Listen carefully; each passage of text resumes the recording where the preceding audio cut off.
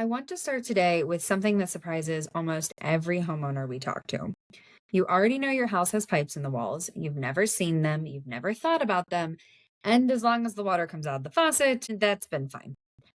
Here's the part nobody told me. Depending on what year your house was built, there may be a specific type of pipe behind that drywall that your homeowner's insurance company has a real problem with. Not a leak, not a claim, the actual pipe material itself. And some homeowners find out about that at the worst possible moment, at renewal or after a flood. So today we're going to figure out what's actually in your walls. Kassandra, before we get technical, what is the worst pipe failure you've walked into in a Dayton home? Worst one in a Dayton home. We've had a couple that have been like behind the walls. Those are never good. The worst failure overall I think I've walked into was a family that went on vacation and they came back and they had a leak in the upstairs utility closet. So this is where their water heater was sitting and their furnace was sitting. So they had like main pipes going in there. And while they were gone, there was a leak that happened. And so it went unchecked for who knows how long. I think they were gone for 2 weeks. So it could have happened at the beginning of those 2 weeks, could have happened somewhere in the middle. And frankly, it could have happened even towards the end because you'd be amazed how much water can come up super fast. Hey Dayton, I'm Alexis and I own a home here, which mostly means I have a very long list of problems. And I'm Kassandra. I'm a plumbing pro and I'm the one who shows up when that list turns into a puddle. This is the Honeybees, where we pull back the drywall on Dayton homes. Every episode we get into what's actually behind your walls.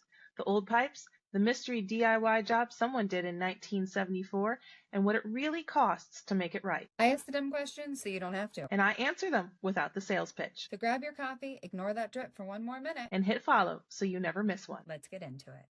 So with the family being gone for an extended period of time, how much damage was actually done before anybody noticed?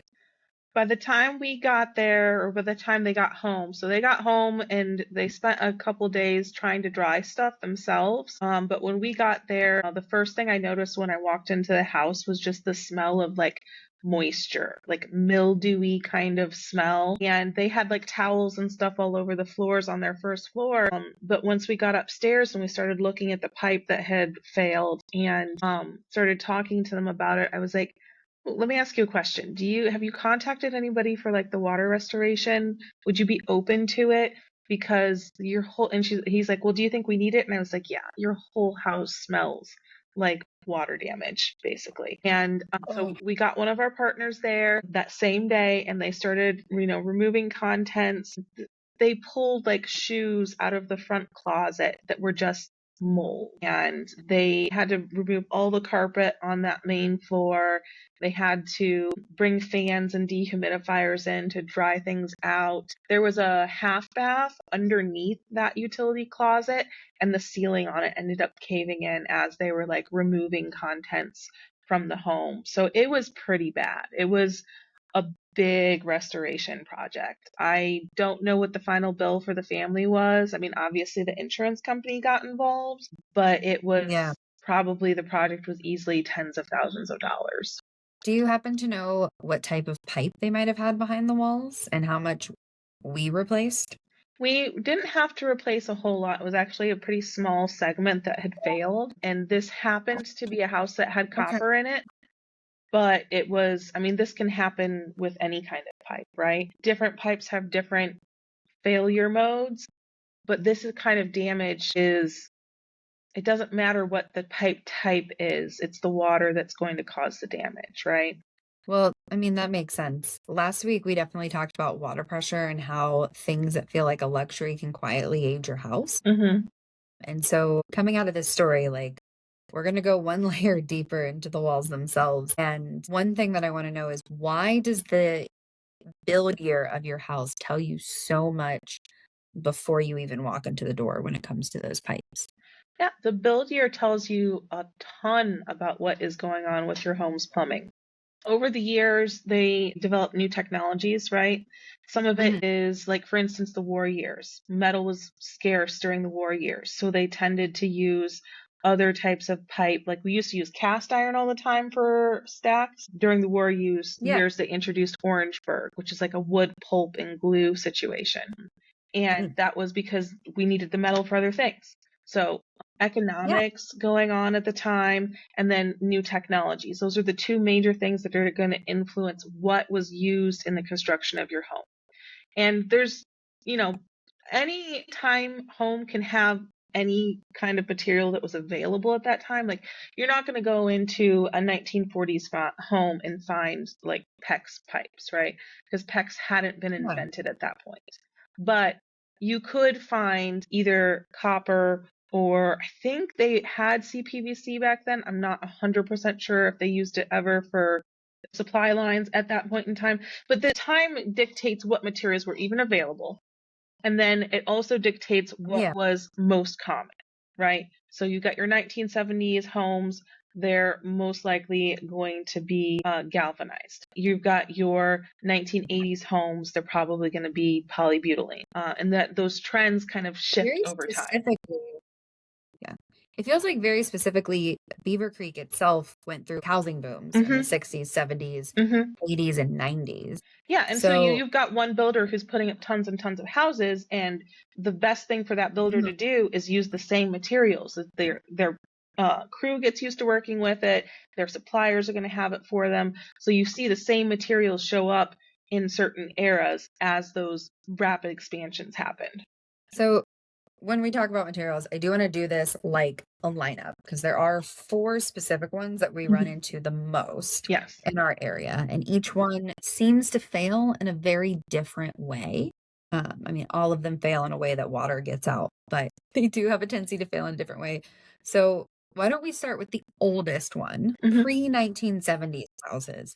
What's in those walls and what and how does it go bad? Yeah. So you're going to get a lot of galvanized in those eras, right? You Mhm. will also have copper. So copper's been around as a plumbing material for a very long time. Yeah. Galvanized is another metal pipe that was frequently used. And when you have a galvanized pipe, there's two things that you're going to run into.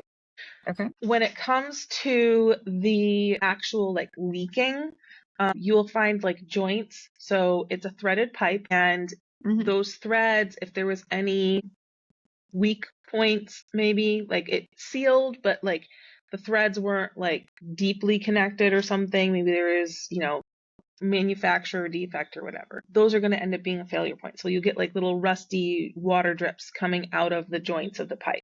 The other thing that Okay. happens that with galvanized is it will corrode from the inside. So that it's a steel, like iron based metal, right? And what does iron do? Yeah. It rusts in contact with water, right? Yeah. So, What is preventing the rust from happening for so long, though? Because, I mean, we're talking pre-1970s, and clearly in the 70s, these pipes weren't leaking. mhm. Yeah, so galvanized pipes were coated with a zinc alloy on the inside, Okay. and that is what is meant to be protecting it from the moisture. But the zinc, it doesn't last forever. So what'll happen is over time, the water flowing past can pick up the zinc atoms. The chemicals that we use for water treatment sometimes can make that worse. So it depends on exactly what's going on with your water quality, and it depends on time and what chemicals it's being exposed to in addition to the water. That's going to strip that zinc layer. And once that happens, your pipes are going to start rusting from the inside. Eventually, Okay. that will eat through the wall of the pipe, but what's going to happen first is it's going to start scaling shut. So long Okay. before you ever notice a leak, you're going to notice that you have kind of crappy water pressure. And there's nothing that can be done for that besides replacing the pipes. So the galvanized steel is at least warning you, right? Hmm. That pressure is going to drop off. The water is going to look wrong. Is this next one so polite? Because late 70s through the mid 90s, we installed polybutylene.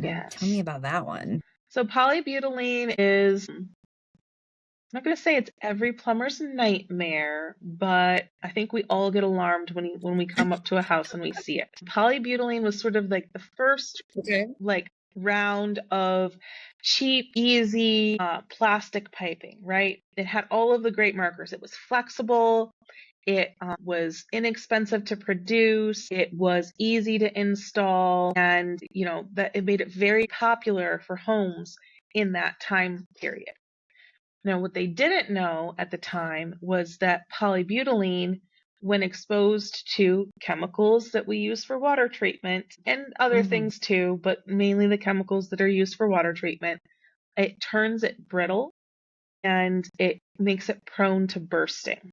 So you can have a pipe that's sitting there, no leaks, looks fine, and if it gets like knocked into, or if it's, even just like the water hammer of like opening and closing valves, it can suddenly Hmm. shatter and then you have a big water break. And so that was discontinued. This is a piping material that it still exists in homes because the failure time period is unknown, right? Sometimes it failed early. Yeah. I mean, we still have it out there, right? So we're talking if it was ended in like the late 90s or the early 90s, we're talking at least like 30 years that it's been in some homes and it's been fine. But you never know when it's going to fail. Okay. So just say that again. There's no symptoms at all for this? There may be symptoms, but they're not ones that I'm aware of, and I don't think that they would be visual symptoms. I don't enjoy this one. This one sounds like an absolute nightmare to run into. Yeah. But this third one, which I'm sure came along when polybutylene was nixed, the 80s into the actually like early 2000s. So this covers when my house was built. There's a cream colored plastic pipe a lot of people have. They can't name it because it looks a lot like what you would be putting in for your drain pipes. What is that? And what does it do? Yeah, so this is CPVC, and it's not only does it look like the other stuff, the names are similar.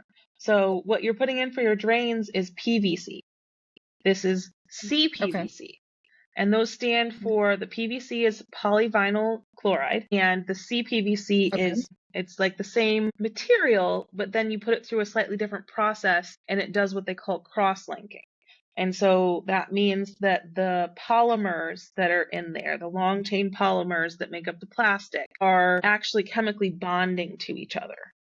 And that extra cross-linking makes this type of pipe more heat resistant. So if you have PVC, Hmm. it can melt I think the temperature is like 140, something like that. It's not suited for hot water. You can't run hot water through it. You can actually do supply lines on PVC. That exists. But you can only do it with cold water. So rather than differentiating between the two, since they are so similar, we just say, let's do CPVC if you're going to do supply lines in this material. Then it's okay for warm. So you can Okay. do hot water and you can do cold water. The great things about it is it's very inexpensive. You do a solvent welding for it. So those joints that you're creating, it is creating like solvent welding. Think of it like, what super glue does? It's a Yeah. molecular bond, right? So well, it's also it's in the name welding too. So like if you weld pieces of metal together, you're technically creating one piece of metal, like from a Yes. chemistry standpoint. You're doing the same thing with CPVC. When you solvent weld it, you are creating one piece of pipe.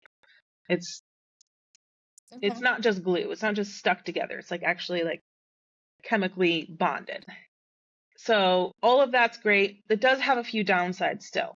If it gets exposed to UV light, it becomes brittle, which Okay. typically buried in your walls is not an issue. Otherwise, it's a pretty good. Under my sink. Under your sink, yeah, I mean, the cabinets are closed, right? Most of the time it's not exposed to light. It can get a little bit of light over time. It may become like Basement. the stuff under your sink may end up being more brittle than the stuff behind the walls. What about if you have a basement with windows? Is it a finished basement and the pipes are concealed behind drywall, or is it an unfinished basement? Unfinished. An unfinished basement, it's going to be getting some UV. It probably is going to be a little bit brittle. The main thing is you don't want to store it outside in direct sunlight all the time. So that's what's going to make it fail. Somebody doing a normal weekend project could break the stuff that's been UV exposed just by like leaning on it. Hmm. Yeah, you could definitely break it by just kind of like pushing it in the wrong direction. That sounds mortifying. Turning a simple weekend garbage disposal replacement into a massive bill and a cabinet replacement. That Yeah. sounds that sounds mortifying. Well, this last one, and this is the one that'll surprise people because it's copper, and copper has a great reputation. Previously used in homes, but also oftentimes used in the 90s into the 2000s. What goes wrong with copper? Yeah. At the end of the day, everything has a lifetime, life expectancy, right? Yeah. Copper pipes are wonderful. If they're installed properly, they can last for 100 years, no problem. But Okay. depending on the quality of, especially older installs, right? So old installs, they were always soldering together the pipes.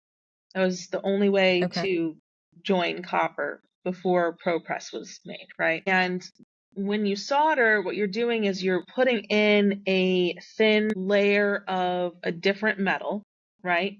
And done Yeah. well, there's no problem with that. What's not done well is if you put too much flux in and you put too much solder in, you can end up with like little bits of solder on the inside of that joint where the water's flowing over, and it Okay. can cause eddies and swirls. And those eddies and swirls are actually slowly carving channels into the copper. So over Okay. time, it's going to thin out the wall of the copper, and then you'll eventually get pinhole leaks. This can happen in other places too, like super duper old copper. It's going to be thinner than it was when it was originally installed, and eventually you may end up with pinhole leaks in like the middle of a segment of pipe. That's not usually where the failure points are. Usually the failure points tend to be at those solder joints. So my question would be with pinhole leaks, with Dayton having hard water, Hmm. because we know that we're sitting on top of a limestone aquifer, Hmm. if I got those words correct. You did. How does how does the hard water affect those pipes over time? Yeah, it does a couple things, right? So it can leave deposits on the inside of the copper. It'll scale it up. You'll get little Hmm. green flaky corrosion bits, and it does thin the walls over time. Okay. Is there a solution for this hard water situation in your pipes? Yeah, the best thing you can do for hard water is get a water softener. I feel like that's the solution for every Dayton water problem is get a water softener. It's the first best step. You can solve 80% of your plumbing problems by just getting a water softener. Save 50,000 by spending 3. So the other thing is the 95 PSI that we talked about last week Hmm. isn't it's not just killing your appliances, like it's actively thinning out your pipes. Is that correct? High water pressure makes all of those mechanisms that we talked about happen faster. Mm. So high water pressure means that when you are using water, it's going to have a higher velocity through the pipes, which means that whatever is being pushed through, whether that's little bits Mhm. of hardness grains or just the molecules of the water themselves, they're moving faster. So when it hits Oh, against the side of the pipe, it's going to be more energetic, it does more damage. well, so here's the part that I really want to get into. These materials don't just fail. They've kind of developed a bit of a reputation. Hmm. So what are you hearing from homeowners about their insurance Mm. when it comes to this? Yeah, insurance is a tough topic. First of all, everybody's policy is different. So at the end of the day, you're going to have to read your policy to find out what is in it. Talk to your insurance agent too. Like if you're having trouble interpreting what is in there, give your policy holder a call up and ask them these questions. They should be able to help you actually interpret what's there. Some insurance companies have decided that they are not going to insure homes that have like galvanized pipe or polybutylene. That means if you were to have an issue, they are not going to be covering the damages caused by failures of those types of pipe. Okay. So you've heard it from customers more than you've seen it in the paperwork. Is that correct? Yeah, I mean, it's like these things happen, but we have not come across them a whole lot. Mm. Usually, homeowners are not in the situation where the pipes fail while they're gone for 2 weeks, right? Usually, they're aware of like a little bit of a drip, or maybe they see something and they decide to get it taken care of before it becomes truly catastrophic, right? So there's not always Yeah. an insurance claim involved with this. But when you want to make the insurance claim, you don't want to find out that, hey, you had galvanized pipe and this was not covered under, it's an exclusion under the policy, is usually what it would be. So when you call the insurance company, what are you even asking them? I would ask them if there are any coverage exclusions for different pipe materials. That's going to give you the Okay. answer about what is and is not covered under their policy without you being like, hey, I have this type of pipe in my home. Is that a problem? If it is, then you just told them you have that type of pipe in your home. That's fair. And I think the honest way to put this is that your insurance company is already doing risk math on your Yeah. house, whether you're paying attention or not. So Yes. this is one of the few places where you can go to find out what number they're actually looking at. That's a great point because what could happen is they might say, oh, you have a 1970s home. We know that that's most likely galvanized pipe. We're going to put you in a higher Mm. risk category, which means your insurance costs are higher. But you might actually be able to save money on your insurance premium if you say, hey, I got my home repiped. I no longer have galvanized in the walls. Can we bring my risk category down? Ooh, okay. So, all right, homework time, because this is important for homeowners. If somebody pauses this episode right now, they walk down to their basement or their crawl space and they look at the pipe that is coming in to their water heater, how do they tell what they've got? Great question. So all of the types we've talked about so far should be visually distinct. There's a couple that are a Okay. little bit difficult to tell the difference on depending on how long they've been sitting there, just because you get other things like coated on them. But starting with galvanized, it is going to be like a gray metal color, not terribly dark. Think of like an unpainted swing set. That's going to be about the color of the pipe outside. Okay. So with the galvanized pipe, if you touch, you can pretty much tell because you're going to touch it and like some sort of metal dust is going to come off your hand, like an unpainted swing set. Yeah, something along those lines. The other thing to look for is the fittings for the galvanized are Hmm. going to be, they're going to look oversized compared to the pipe, right? So you have the diameter of the pipe, and then the fitting is going to be like bigger, right? Like Interesting. visibly bigger. It's because it's a threaded connection, right?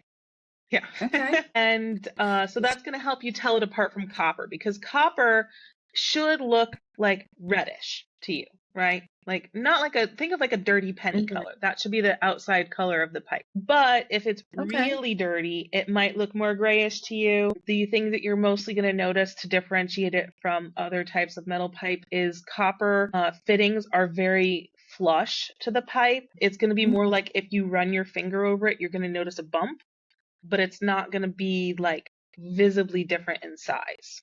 As far as the color goes with copper, could it almost have like a Statue of Liberty look to it with that like green color? That's a great question. If you see green, that's corrosion.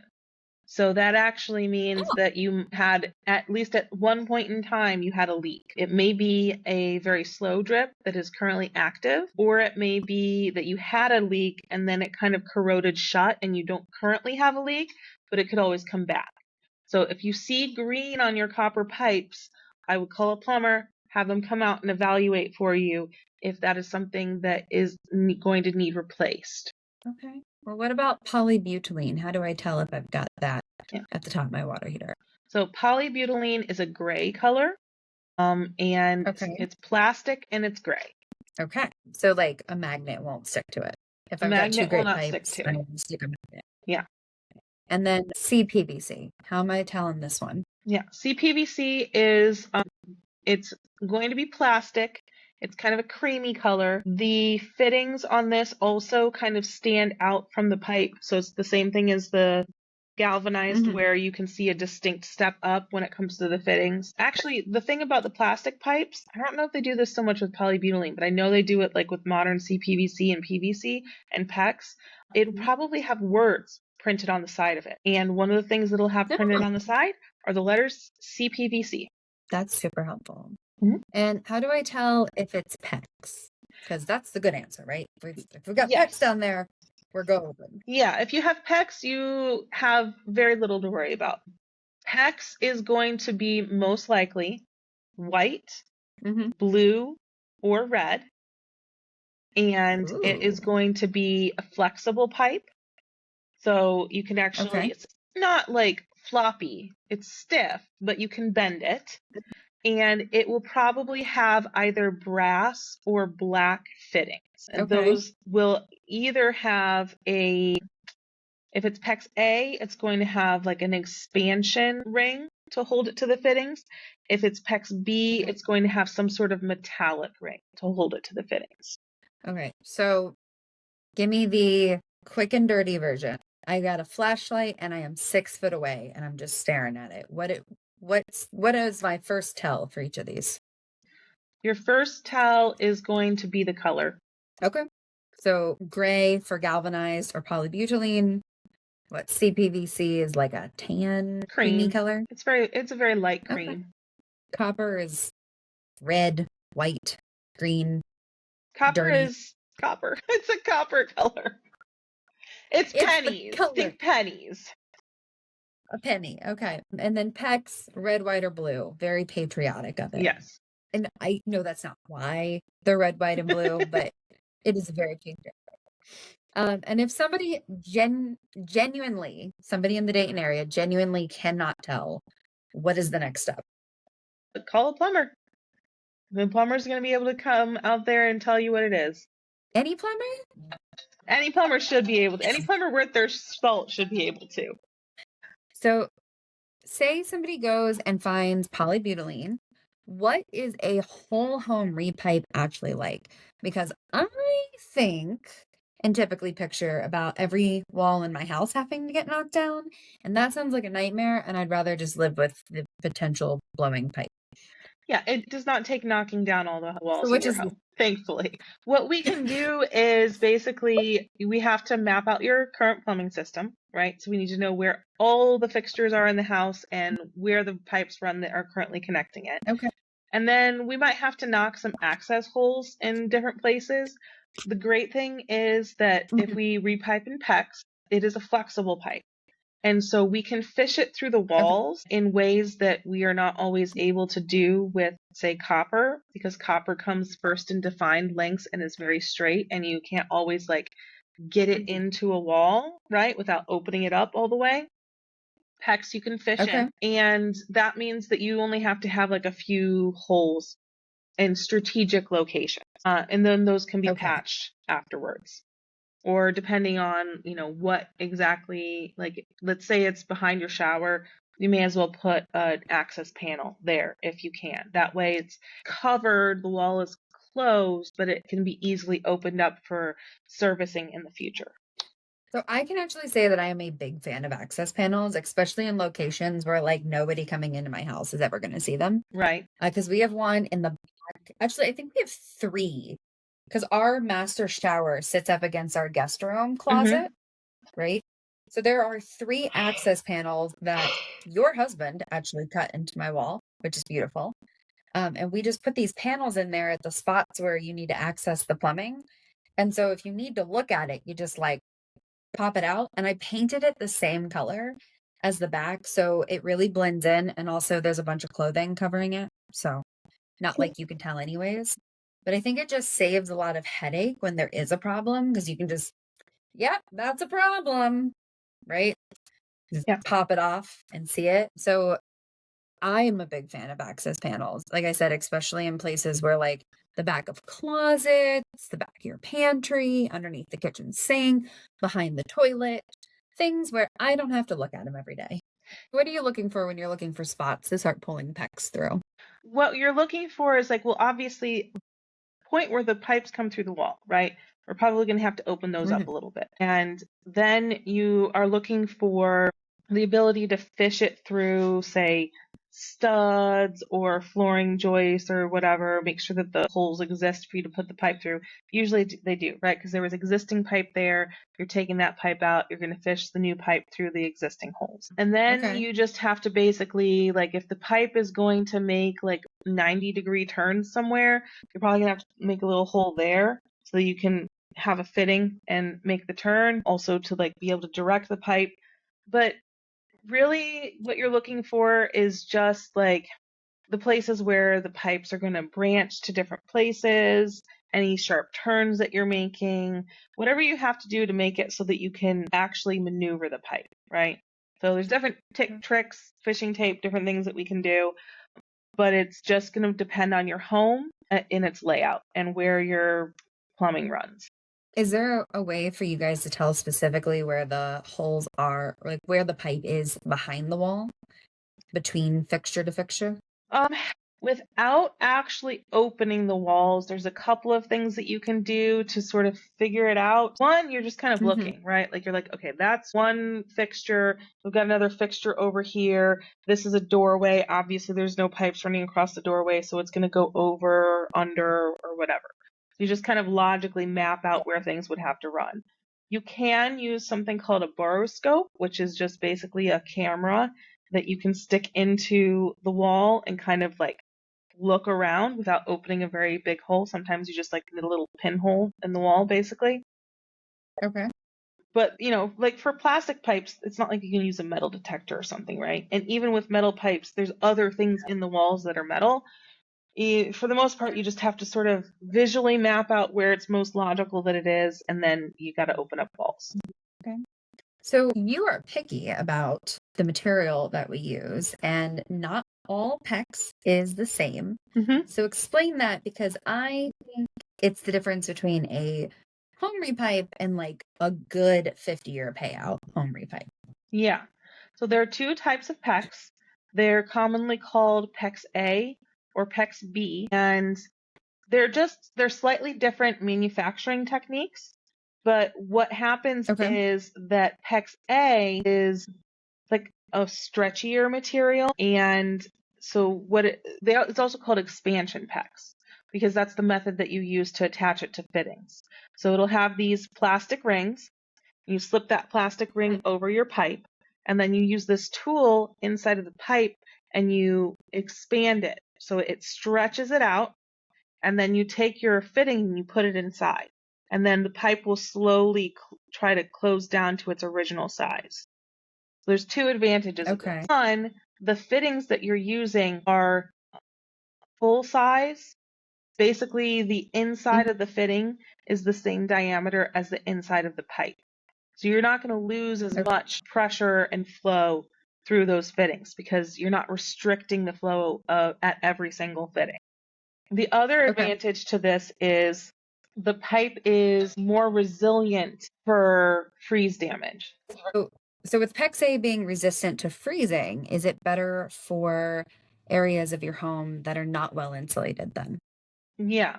So if you have an area of your home that doesn't get heated very well, you still want to do your best to insulate things and to heat it. But if it were to be in freezing conditions, because the pipe does expand and contract, it is less likely to burst in the case that the water freezes on the inside.